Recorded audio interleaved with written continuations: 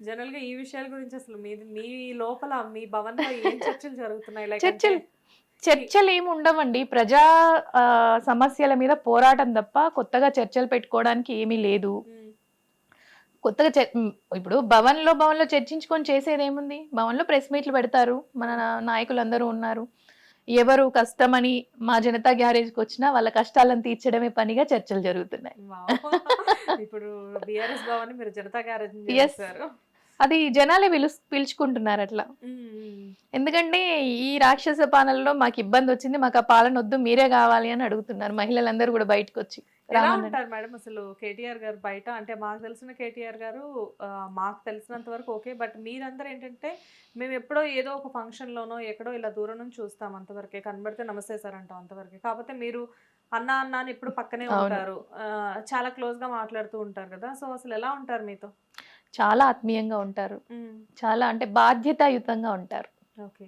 ఎవరు అంటే ఒక లీడర్ అంటే ఎలా ఉండాలి అంటే కేసీఆర్ గారిని చూసి నేర్చుకోవాలి. కేటీఆర్ గారిని చూసి నేర్చుకోవాలి. హ్మ్. నిజంగా అంటే మా కవితక్క గూడా హ్మ్. ఎంత ఆత్మీయంగా అంటే ఆ ప్రేమ, అభిమానం అని మనం అన్న అని వెళ్ళినా, అక్క అని వెళ్ళినా, బాపు అని వెళ్ళినా అట్లా దగ్గరికి తీసుకొని మీకు మేమున్నాము అని ధైర్యం చెప్పి మీరు మీరు అడుగు వేయండి మీ వెనక మేమున్నా అని ధైర్యం ఇచ్చే నాయకులే గదండీ కావాలి. అంతే కదా! ఆ ధైర్యాన్ని ఇస్తారు. హ్మ్. అండ్ కేటీఆర్ గారి గురించి రీసెంట్ టైమ్‌లో రూమర్స్ గూడా చాలా ఎక్కువైపోయాయి. అంటే ఆహ్, ప్రతిపక్షాలు రకరకాలుగా మాట్లాడుతున్నారు అని చెప్పేసేసి చెప్తున్నారు. అంటే మాకు తెలిసి మేమున్న ఇదే ఇప్పుడు మా ఛానెల్‌లో కూడా కొన్ని కొన్ని వినబడుతున్నాయి.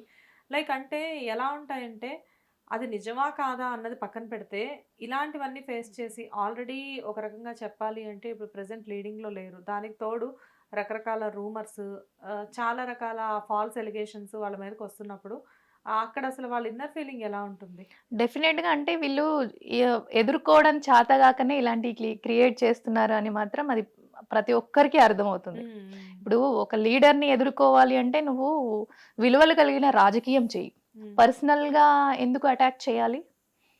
పర్సనల్స్‌ని టచ్ చేసే రైట్ ఎవరికుంటుంది?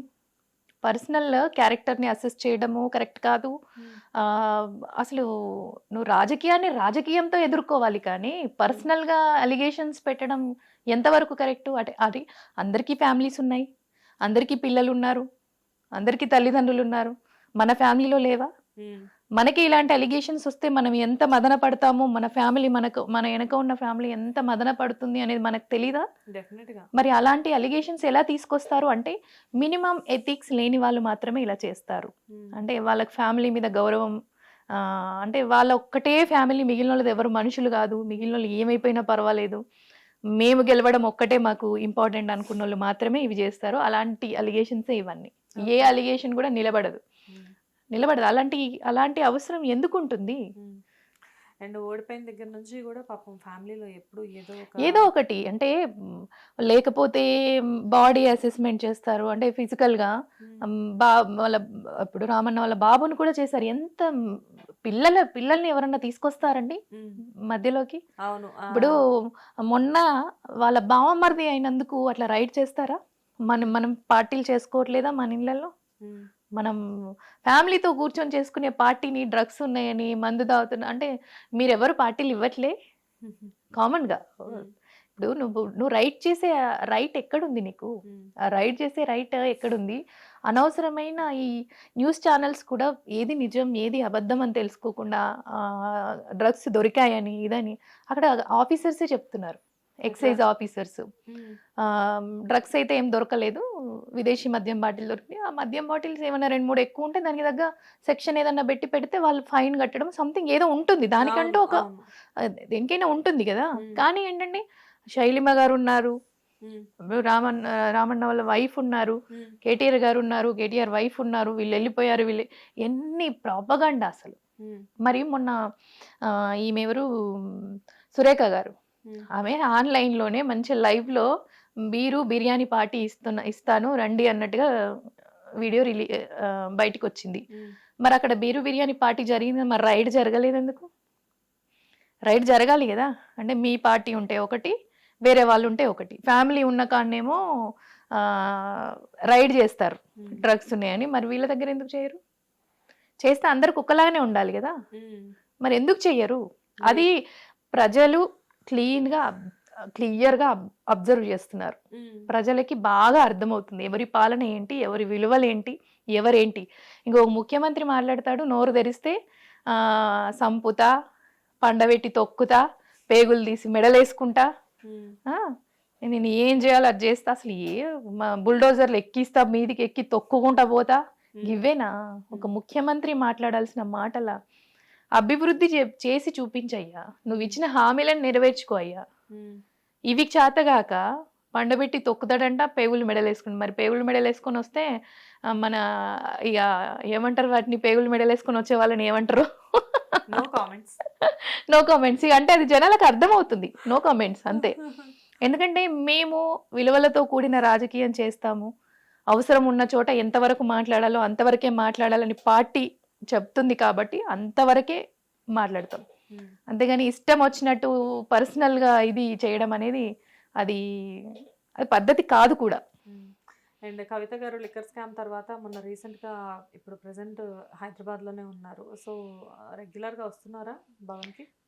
వస్తున్నారు, బయటికి వస్తున్నారు. మొన్న ఈ మధ్య హెల్త్ అంతా కొంచెం కుదుట పడింది అక్కకి.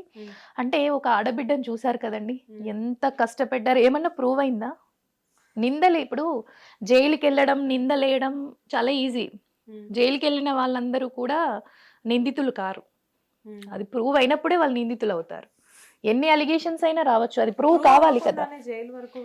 వాళ్ళు కావాలని వాళ్ళ చేతిలో ఇప్పుడు ప్రభుత్వం ఉంది, కేంద్ర ప్రభుత్వం చేసిన ఇది అని అందరికీ తెలుసు. ఎందుకంటే కేవలం కేసీఆర్ గారిని దెబ్బతీయాలని మాత్రమే, బిడ్డను ఇబ్బంది పెడితే, బిడ్డని ఇరికిస్తే ఆయన ఇబ్బంది పడతాడు, అన్ని దగ్గుతాడు, మనం చెప్పినట్టు వింటాడని మాత్రమే ఇదంతా. మరి ఎందుకు ఇప్పుడు బయటికి వచ్చింది కదా, మరి ఏదన్నా ప్రూవ్ అయిందా? కాలేదు కదా. కేవలం బెయిల్ కూడా ఇవ్వకుండా, అంటే మేము చెప్పినట్టు ఇంటేనే ఇస్తామన్నట్టుగా చాలా ఇబ్బంది పెట్టారు. అది చూస్తూనే ఉన్నారు ప్రజలు ఏం జరిగింది, ఏం జరుగుతుందని. చాలా హెల్త్ పాడైంది అక్కకి. మేమందరం కూడా చాలా మదన పడ్డాము. ఇప్పుడు ఎంత చూసారు కదా మీరు కూడా, ప్రతి ఒక్క ఆడబిడ్డ బాధపడ్డది. ఆమెను చూసి కన్నీళ్ళు పెట్టుకుంది. నిజంగా అంటే నేను కూడా ఆ రోజు చూసాను. అసలు చాలా అంటే చాలా బాధపడ్డాను. మనిషి మామూలుగా చూడడానికి ఆవిడ చాలా బాగుంటారు కదా, మంచిగా చాలా గ్లోయింగ్ గా. ప్రతి ఒక్కరికి సొంత అక్క అన్న ఫీలింగ్ వస్తుంది, సొంత అమ్మ అన్న ఫీలింగ్ వస్తుంది. అంటే అంత ఆప్యాయంగా ఉంటారు కవితక్క. ఆ రోజు చూడగానే అసలు కళ్ళెంబటి నీళ్లు కారిపోయాయి. నేనైతే అక్క ఎంబడే ఇంటి వరకు వెళ్ళాను. నేను అంటే కామన్ గా ఒక రీల్ కూడా చేశాను. అవును, మంచి ఫాలోవర్స్ మిలియన్స్ లో వెళ్ళినట్టుంది. అవును, ఆల్మోస్ట్ 1.3 మిలియన్ ఏమో వెళ్ళింది. అంటే మనకున్న ప్రేమని అక్కని చూడగానే ఒక ఆనందంతో లవ్ యూ అక్క అని చెప్తూ నా కార్లో నుంచి అక్క హాయ్ చెప్తుంటే చేశాను. చాలా మంచి వ్యూస్ వచ్చినాయి. హ్యాపీ. చూసారు మొన్న చూసారు. రౌడీ అంటున్నారు అక్క, రౌడీ రా అంటున్నారు. మదర్ రోల్ చేసిన అక్క అంటే, అదేంట్రా అప్పుడే ముసల్దాన్ని చేసేసారు నిన్ను, నువ్వు బాగుంటావు కదరా అంటే. పెళ్ళైంది అంటే ఆల్మోస్ట్ మదర్ క్యారెక్టర్స్ వస్తాయని చెప్పేసి. ఇంకా అదే ఒక అంటే ఆన్ స్క్రీన్ ఎక్కువగా కనిపించాలి అంటే మదర్ రోల్ ఒకటే నాకు బాగుంటుందని చేశానక్క అంటే, ఓకే రా కీప్ ఇట్ అప్ అని. చాలా అంటే ఎంత ప్రేమగా ప్రతి ఒక్కరిని చాలా ప్రేమగా దగ్గర తీసుకొని. సో మా వరకు మాకు నెక్స్ట్ ఏంటి అనేది తెలుసు, బట్ మీరు చెప్పండి. నెక్స్ట్ బీఆర్ఎస్ వస్తుంది అంటున్నారు. తప్పకుండా అసలు నెక్స్ట్ అంటే ఇంకో 5 years దాకా కూడా పట్టదేమో నాకు తెలిసి. జనాల్లో ఓపిక లేదు అసలు. ఈ ప్రభుత్వాన్ని ఏ ఒక్కరూ హర్షించట్లేదు. ఏ ఒక్కరు కూడా మాకు ఈ ప్రభుత్వం వద్దనే 1 year లోనే మొత్తం అసలు నమ్మకాన్ని, విశ్వాసాన్ని కోల్పోయిన పార్టీని, ప్రభుత్వాన్ని ఎవరు చూడలేదు ఇప్పటి వరకు ఉన్న రాజకీయాలలో. ఇలాంటి ముఖ్యమంత్రిని ఇదివరకు చూసుండరు, ఇక మీదట కూడా చూసుండరు. అంటే అట్లాంటి పాలన ఉంది. ఏ రంగం మీరు చూస్తూనే ఉన్నారు. హైదరాబాద్ అంటే అసలు ప్రపంచమంతా తిరిగి చూసేటట్టు డెవలప్ చేశారు కేసీఆర్ గారు, కేటీఆర్ గారు. అసలు ఇప్పుడు వచ్చినప్పటి నుంచి ఏం డెవలప్మెంట్, హైడ్రా అని భయం, ప్రతి ఒక్కరిలో భయం. ప్రెగ్నెంట్ లేడీస్ వచ్చి ఏడుస్తుంటే, ఇప్పుడు బీఆర్ఎస్ పార్టీ నుంచి అందరం వెళ్ళినప్పుడు ప్రెగ్నెంట్ లేడీస్ వచ్చి, మేము ఒక కళ కన్నాము, మా కళ నెరవేరబోతుంది అనే హ్యాపీనెస్ కూడా లేదు మాకు. ఇప్పుడు మా పిల్లల్ని పుడితే మేము వాళ్ళని ఎత్తుకొని ఎక్కడికి పోవాలి, మా ఇల్లులు కూడా కొడితే మాకు చావడం తప్ప వేరే ఇదే లేదు, మమ్మల్ని చంపైనా ఇంట్లోనే పెట్టండి కానీ మేమైతే ఇల్లులు ఖాళీ చేయము. ఎందుకంటే ఆ ప్రభుత్వం ఉన్నప్పుడే 25 ఏళ్ల కింద తీసుకున్న పర్మిషన్స్ని ఈ రోజు నువ్వు కూలగొడతా అంటే ఏం అర్థం? నువ్వు ఇప్పుడు ఇచ్చిన పర్మిషన్స్, 4 రోజుల ముందు గృహప్రవేశం చేసిన పర్మిషన్స్, రిజిస్ట్రేషన్ చేసుకున్న ఇళ్ళలను కూడా కూలగొట్టాడంటే ఎవరి గవర్నమెంట్ ఇచ్చింది? మీ గవర్నమెంట్ ఇచ్చిందే కదా. మరి అప్పటి నుంచి ఫాలో అయినా ఇప్పుడు ఎందుకు కొత్తగా వచ్చింది? అదే చాలా మందిలో ఉన్న డౌట్ ఏంటి అంటే, నిజంగానే కదా ఒకప్పుడు కాంగ్రెస్ గవర్నమెంట్ ఉన్నప్పుడు వచ్చిన పర్మిషన్స్ మరి అవే కదా. సో మళ్ళీ వాటినే ఇప్పుడు మళ్ళీ అదే గవర్నమెంట్ ఉన్నప్పుడు ఎందుకు కూలగొడుతున్నారు అంటే ఎట్లుందంటే పరిస్థితి, పాలన ప్రజల అభివృద్ధి కోసం చేసే పాలన కాదు ఇది. వీళ్ళందరినీ కూలగొట్టేసి, వీళ్ళందరినీ ఖాళీ చేయించేసేసి, పంపించేసి, ఇదంతా కూడా నేను చాలా ఇదిగా తీర్చిదిద్దుతా, నేను కారిడార్ చేస్తా, దీన్ని పెద్ద పెద్ద బిల్డింగులు కట్టి రెంట్స్కి ఇస్తా, అవన్నీ ఎవడికి కావాలి? ప్రజలకి లేకుండా ఎవడికి కావాలి అవన్నీ? నువ్వు మూసీని అభివృద్ధి చేస్తా, మూసీ సుందరీకరణ అంటే ఉన్న నదిని నువ్వు డెవలప్ చేయి, అటుపక్కన ఇటుపక్కన నీకు ఎంత కావాలో వాళ్ళని ఒప్పించి మెప్పించి నువ్వు ఖాళీ చేయించి వాళ్ళకి ఇంకొక పునరావాసం ఏర్పాటు చేయాలి. కాలనీలే సంబంధం లేకుండా ఉన్న కాలనీలే, ఇది బఫర్ జోన్లో ఉంది, ఇది దీంట్లో ఉందా, ఎందుకు? ఏం సాధిస్తాం అంటే మన ఏమంటారు చూడు, మన గొయ్యి మనం దవ్వుకోవడం అంటారు దీన్ని. మనకు తెలియకుండానే మన గొయ్యి మనం దవ్వుకుంటే తొందరగా పడిపోతాడు కిందికి. అంటే ఇది అనుకుని వచ్చిన సీట్ అయితేనేమో ఆ సీటు విలువ తెలుస్తుంది. ఈ సీటు విలువ అతనికి తెలియట్లేదు.